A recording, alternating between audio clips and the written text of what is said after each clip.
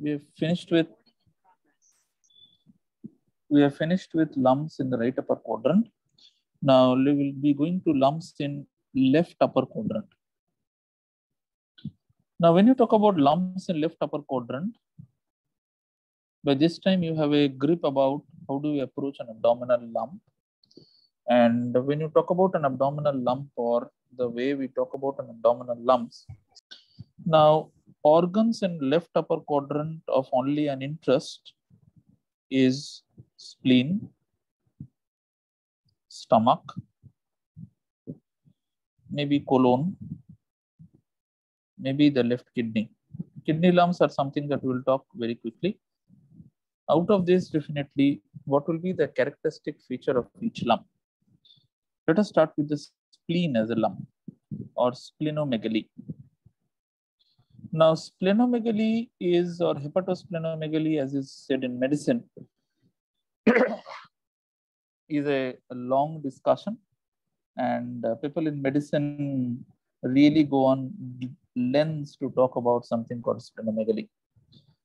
My job is very straightforward.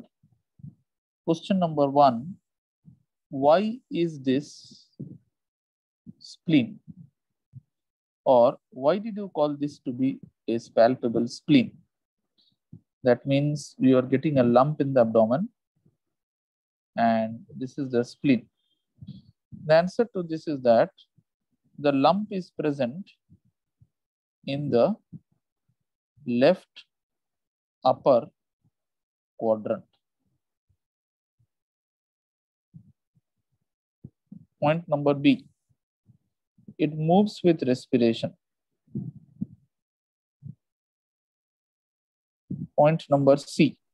So breaker पर कतटा hello? So we have just started.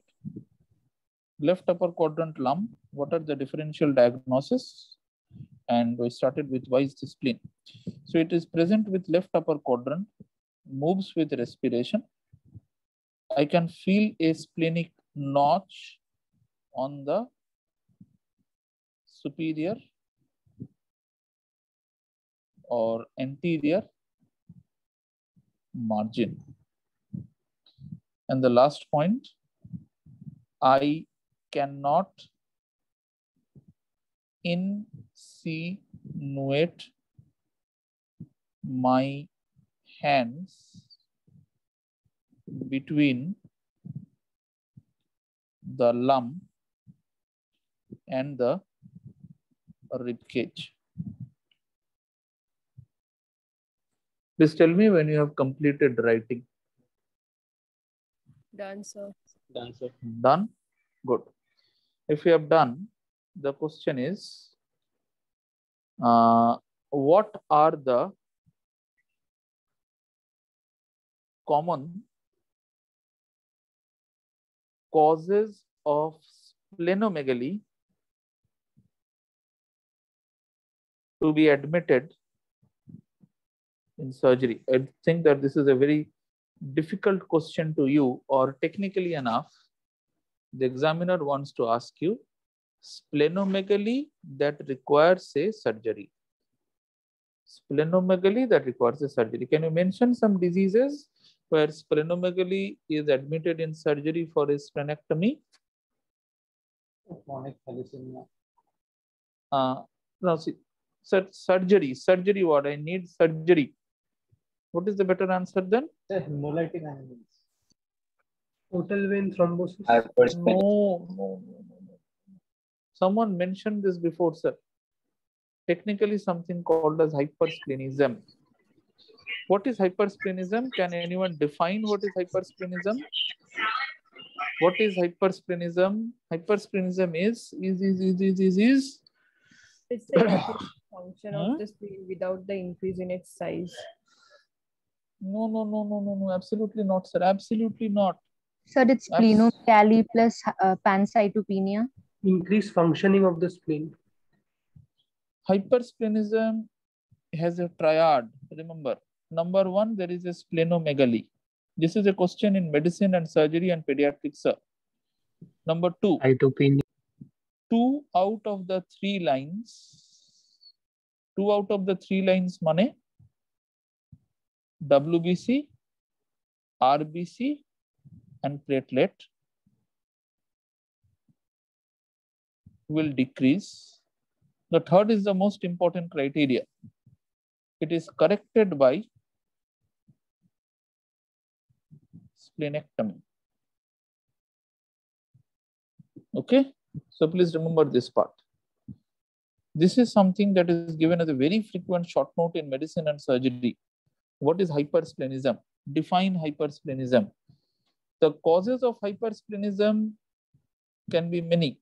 It can be any cause of splenomegaly can produce a hypersplenism technically. We are not going to talk to that, sir. We are going to talk about what is hypersplenism. In the spleen chapter, please look into that. Number two cause. So 2 out of 3 lines মানে হচ্ছে WBC RBC platelet তিনটের মধ্যে যে কোনো দুটো মানে level Exactly. It can be 3 out of 3, 2 out of 3. Okay, right. The second points are splenic trauma. Now that should not present as a splenic lump, but sometimes a splenic with a delayed rupture can present with a lump. Not a very good answer. Number 3, splenic tumors, which are again very rare, particularly indicates tumors like lymphoma of the spleen, which can require a splenectomy. Number D can be hydatid cyst of the spleen. Okay. Number E can be thalassemia. And as I have mentioned, why will you like to do a splenectomy in thalassemia? Why is splenectomy done in thalassemia? It reduces the blood transfusion but does not affect the life. Point 1. What did I tell you, sir? Hypersplenism. Point 2 is decreases the blood transfusion requirement, but does not increase the life of the patient. What does the patient of thalassemia die from, if not anemia? Iron overload. Iron overload. Very good. So thalassemia dies from iron overload. So sir, this is all about the spleen to be remembered into that. Okay. So the rest is something that we'll read in an operative topic of splenectomy. Splenomegalis are not usually given in this part.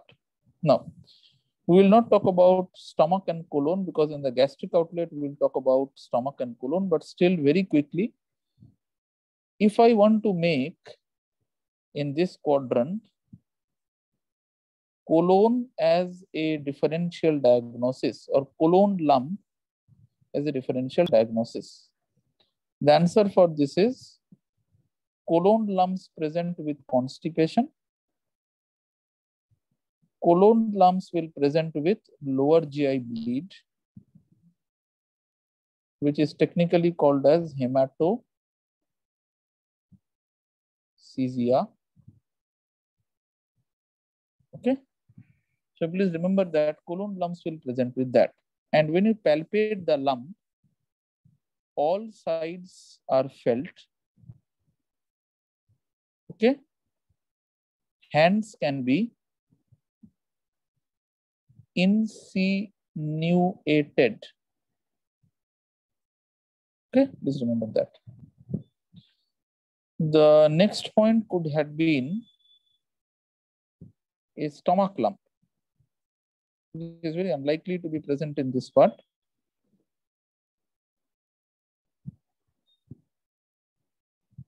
Now, when you talk about a stomach lump, patient will present with vomiting.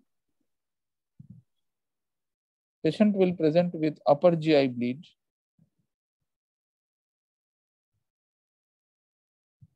Either hematemesis or melena. Number 3, you will get a visible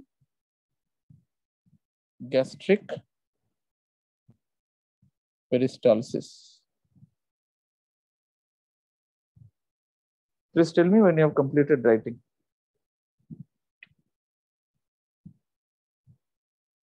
Hello. Sir, Yes, sir. colon lump. Sir, colon lump right side तो होते पड़े. Sir, we are not talking right side. Sir, what is the main area that we are discussing now? Sir, no, now we are discussing the left side, but Left, sir, then we'll come to the right lower quadrant, left lower quadrant. In the right side also, as a part of your differential diagnosis, you can always have colon. We'll again discuss that when you talk about colon lumps and retroperitoneal lumps, like retroperitoneal sarcoma. We'll again discuss that. Say there is a growth in the hepatic flexure. Then how will it feel like? We'll again talk about that. okay, sir. Okay, chalo, done. So this completes your left upper quadrant lumps. Now talk about central abdominal lumps before we proceed to lower abdomen. Central abdominal stomach lump पे third point টা দেখাবে না? Thank you, sir.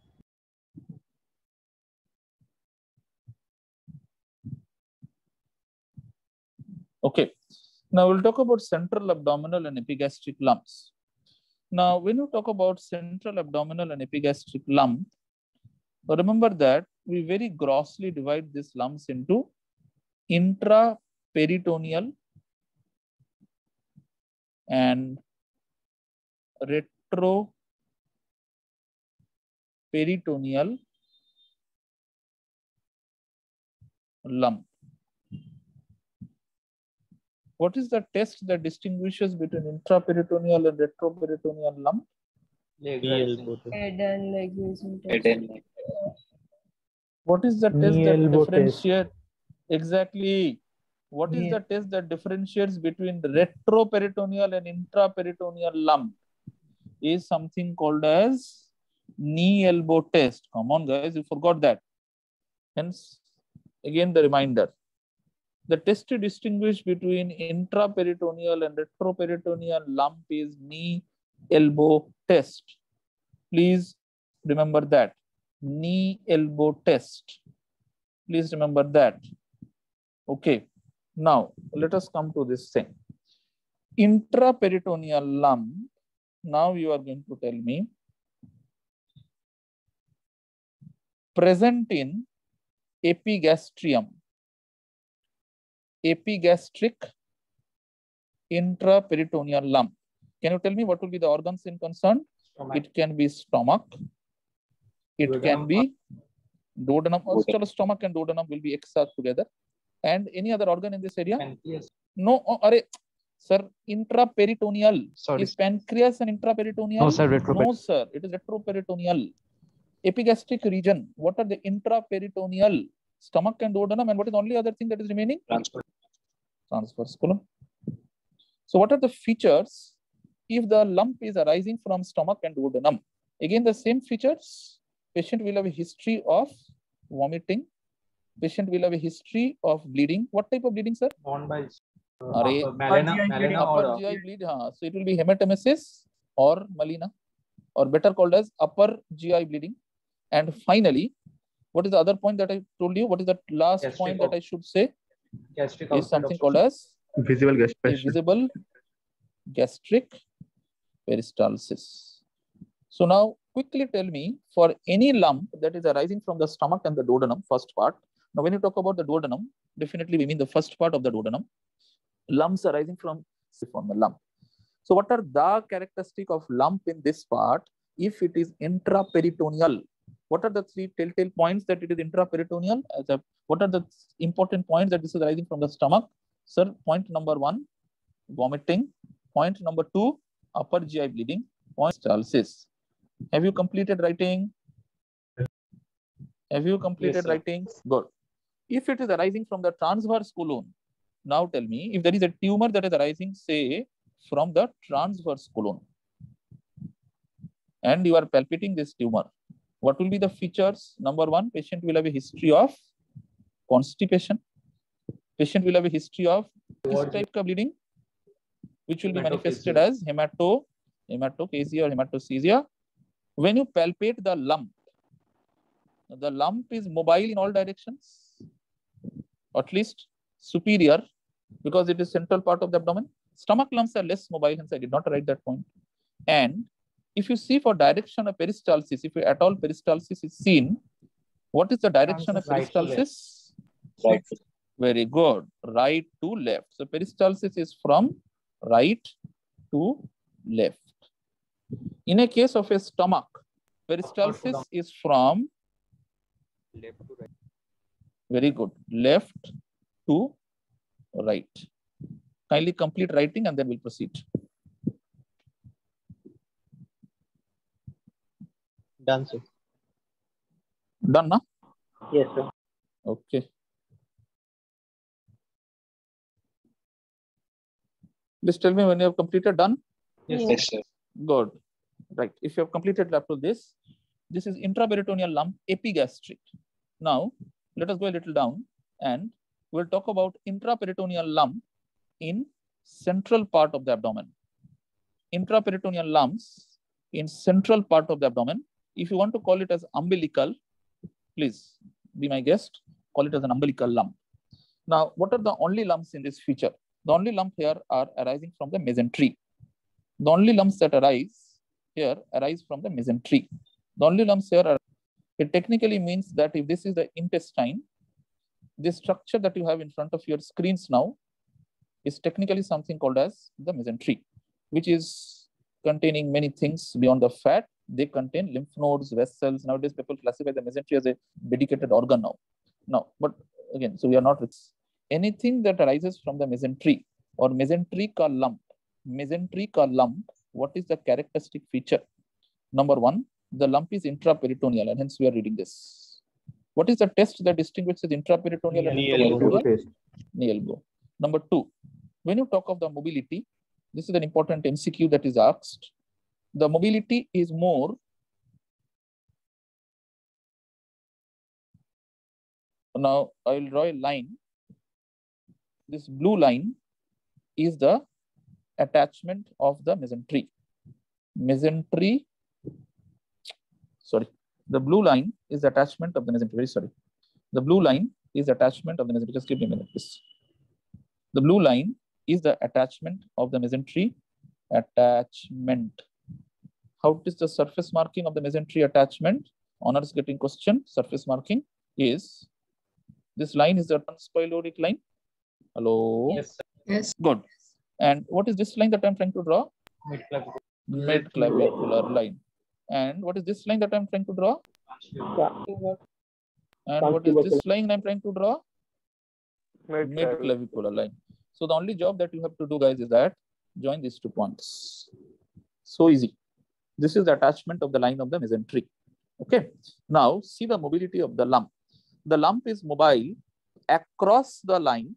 The lump is mobile across the line rather than in the line.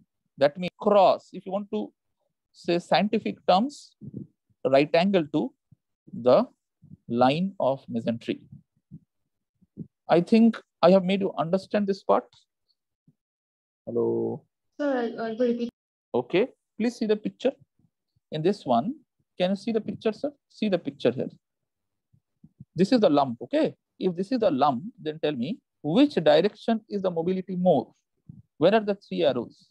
They are mobile in which direction? They are perpendicular to the line. Perpendicular to the line. Perpendicular to the line. Clear? Okay. Okay. And it is less along the line. And it is less along the line.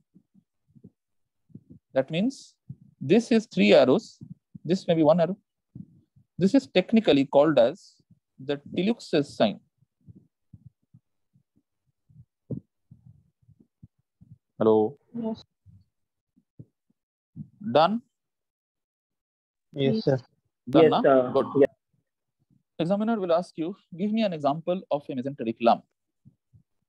Or what are the mesenteric lump? And the only answer for you is mesenteric cyst, okay, and mesenteric tumors, which are very rare. The most common mesenteric tumor MCQ is desmoid, seen in patients with FAP. I hope you know what is FAP, erythematous polyposis. Okay. So these are extremely rare, and unless the examiner is intent on asking you or you are getting an honors, do not mention this. It can be hazardous to you. Examiners will ask both अच्छा लगा सुनने में, mesenteric से picture, write the picture. This completes the short note also. The first type of cyst is called as chylolymphatic. See the picture. This is the intestine, and this is the blood vessel. This is the cyst. The cyst has a dedicated blood vessel. So I'll take the color yellow, sir, and this is the mesentery. So the yellow colored material is the mesentery. What is very important is the blue colored material is the cyst. This is called as a chylolymphatic cyst. What is the treatment that you can see in the picture? The treatment is, what is it made up of? It is made up of chyle. I hope you know what is chyle. It comes from lymphatics, and majority of these cysts are embryological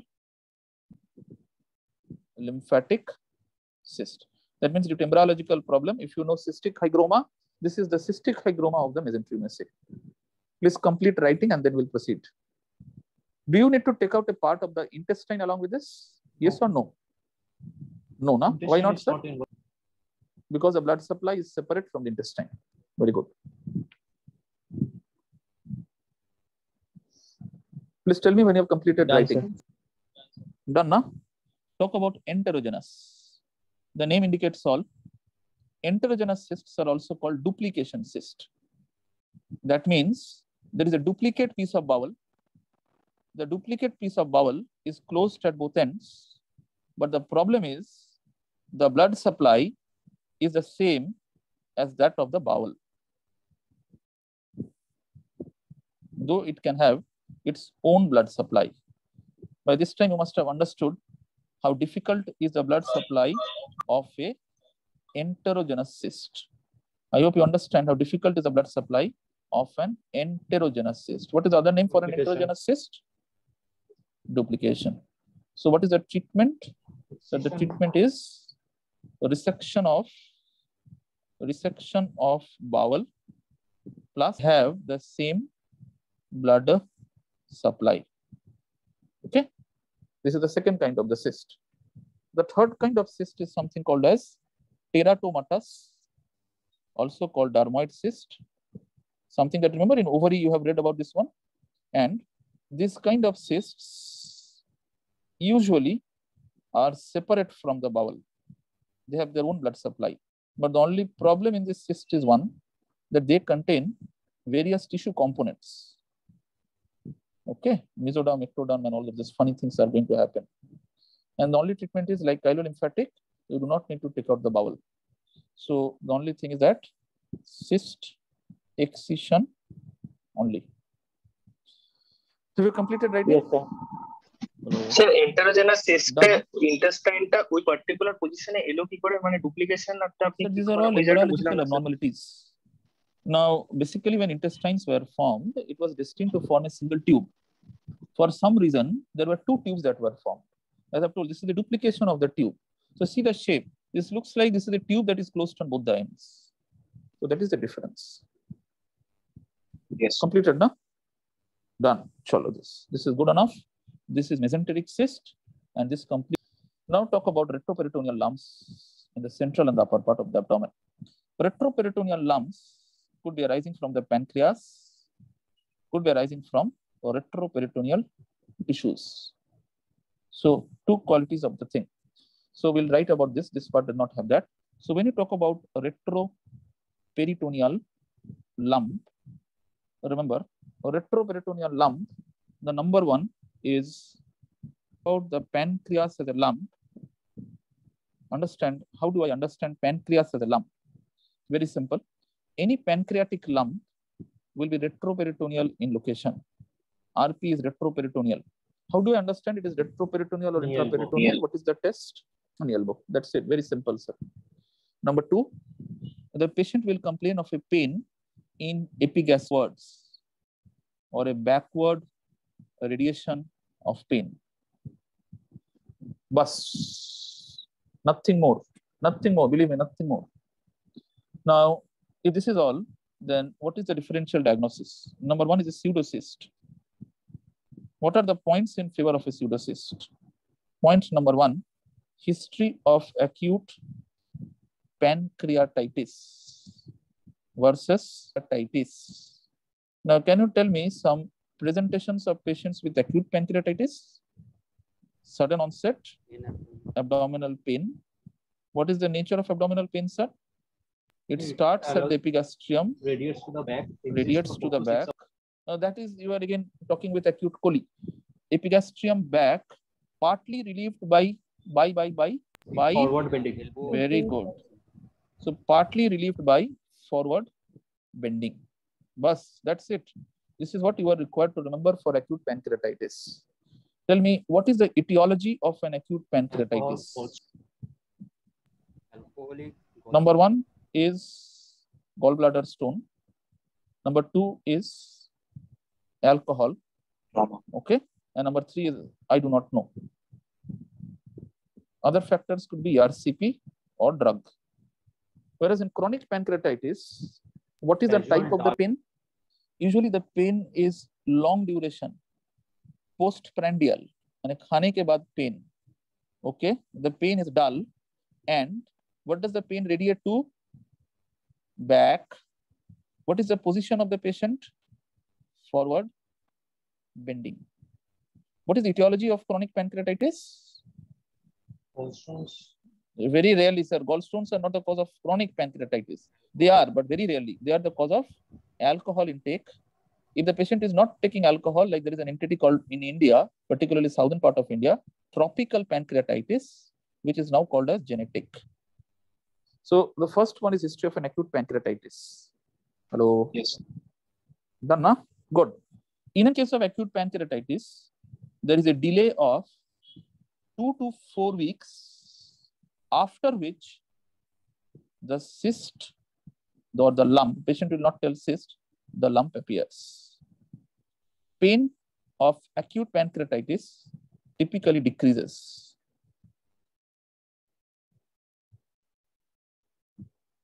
Okay, done that? So pain of? Acute pancreatitis, AP is acute pancreatitis, decreases thereafter. So this will be in case of gallbladder stone.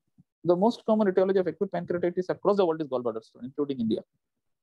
Patient may or may not have a history of gallstones or gallbladder colic, but we can present with a pancreatitis. Just tell me when you are ready. So last but Done, na? pain of acute. That means patient, if you have done the pancreatitis theory class, the acute pancreatitis is an acute abdomen, acute problem, emergency bharti. Patient is okay, pain come ho gaya. Patient goes home, comes back 4 weeks down, ke doctor babu, ek lump ho gaya hai pet mein. This is how the typical thing appears. Okay, Clear, sir? Good, na? In chronic pancreatitis, the story is different. The pain is persistent, and along with the persistent, bus. Done? Completed writing? long. Long And I could not understand. Long means? Hello. In acute cases, sir, in acute cases, first gallstone appears. Then after the gallstone, lump will appear. After that, pain will gradually decrease. Patient is admitted with acute pancreatitis in a pain. Patient gets treated for acute pancreatitis. After 2 to 4 weeks of the acute pancreatitis, then the lump appears. Sir, in case of chronic pancreatitis, the pain is persistent of long duration, and the lump may be also present throughout that duration. Usually not. When the patient will notice a lump, he or she will come to a doctor. Okay. Pseudocyst acute or chronic pancreatitis. You have done the theory class, na? I have brought in theory class, sir. Pseudocyst is in both in acute and chronic. Though this is rare in chronic, more commonly with acute. Done? Written this? Hello? Yes, sir. Yes. Good. If you have written this, the lump on palpation, which is technically, if you are going to say this to be a pseudocyst, is going to be retroperitoneal in location. We have already mentioned that. The consistency is firm. Please do not tell this to be hard in consistency or soft in consistency. It is firm in consistency. Bus, great finding. This completes your clinical diagnosis. Nothing more. Bus, it is as easy as that. And if you talk about retroperitoneal lumps, all retroperitoneal lumps very simply do not move with respiration, and no mobility can be elicited. That means you cannot move the lump like you did in a colon lump or a stomach lump. You cannot move the retroperitoneal lump ever, except for a kidney. Please tell me when you are done. Done, sir. Done, na? Next, what is the treatment that you do for a pseudocyst? And I request to refer to your theory classes again, lecture classes again, sorry, the theory area. The treatment is, I will like to confirm the diagnosis by doing a ultrasound of the abdomen. After I've done the ultrasound of the abdomen, the organ and pathology is understood. If the pathology, can you tell me any differential diagnosis of this lump? We are talking of an epigastric lump. Can you tell me DD of an epigastric lump? Hello. It could be stomach lump, it could be colon lump, many things can happen, or it could be retroperitoneal, other lumps like a retroperitoneal tumor. Right. So the pathology in concern, if it is appearing to be the intestine or the stomach, intestine means colon or the stomach, you go in for an endoscopy. If the pathology appears to be retroperitoneal pathology, then you go in for a CT scan. What does a CT scan tell you? CT scan tells you whether it is a retroperitoneal tumor versus pancreatic pseudocyst. If it is a pancreatic pseudocyst, then decide on operation called as internal drainage. Please refer to your theory notes. Internal drainage. What is the internal drainage? When do the internal drainage? The answer is rule of 6. No, we do not follow the rule of 6 now, but still you should remember that. The size is more than 6 centimeter. The wall is more than 6 millimeter in thickness, and the duration of the cyst is more than 6 weeks. Please tell me when you have completed writing. Done. Done, na? Yes, sir. Next, what is the internal drainage done? The internal drainage that is done is called as a cystogastrostomy. That means this is the duodenum, and I will tell the cyst like this. The cyst usually pushes the stomach. Remember that. Patient can come with vomiting also. So what we do is that we make a communication between the cyst and the stomach. Or I made the arrow wrong. A communication is made between the cyst and the stomach called a cysto. That means the picture will look like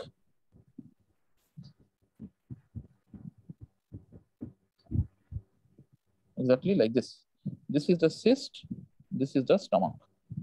And all the cyst liquid goes to the stomach. Completed writing, sir?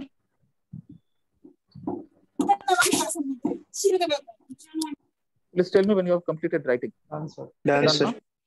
The other operation that can be done. Okay, the other operation is cystojejunostomy. That means the cyst is communicated with the jejunum. But you are required to know these two only.